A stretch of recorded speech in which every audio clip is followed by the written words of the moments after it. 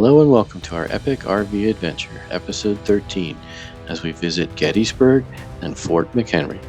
We left our New Jersey campground and drove southward through the tip of Delaware into Maryland to Fort Meade.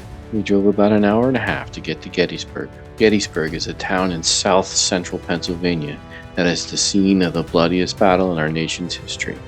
On July 1st through the 3rd, 1863, Confederate forces under Robert E. Lee battled the Union forces under General George Meade in the battle that changed the tide of the Civil War.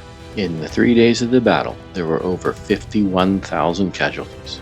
The driving tour took 4 hours and ended at the Gettysburg National Cemetery, where President Abraham Lincoln gave his famed Gettysburg Address.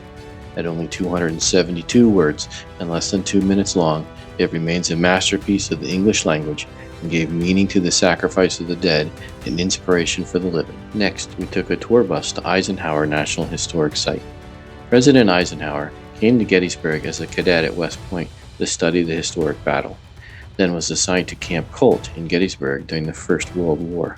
He loved the area, and after his 38 years in the military, he and his wife, Mammy, bought the farm adjacent to the battlefield to retire. Little did they know that they would be called upon by the Republican Party to run for the land's highest office. However, he did live in the house for 10 years before he passed away, and his wife remained there for an additional 10 years. The farm is very peaceful and serene, and it's easy to see why the Eisenhowers fell in love. The farmhouse is surprisingly modest given he was a 5-star general, hero of World War II Normandy invasion, president of the Columbia University, commander of NATO, and the 34th President of the United States. Next, we visited Fort McHenry, the site of the Battle of Baltimore in the War of 1812 against the British. After the British burned Washington, D.C., they turned north towards Baltimore. However, Fort McHenry held its ground to prevent the British fleet from controlling the Chesapeake Bay.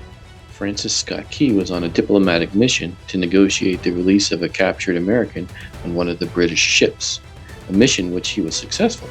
However, his ship was detained in the bay by the British fleet because he knew about the pending British battle plan. So while the battle raged during the night, he was unsure how Baltimore would fare. At morning's light, he spied through the telescope. The American flag was still waving above Fort McHenry.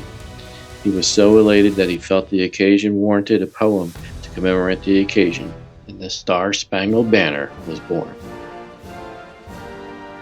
Thanks for watching. Join us next time as we spend several days in Washington, D.C. Please like and subscribe.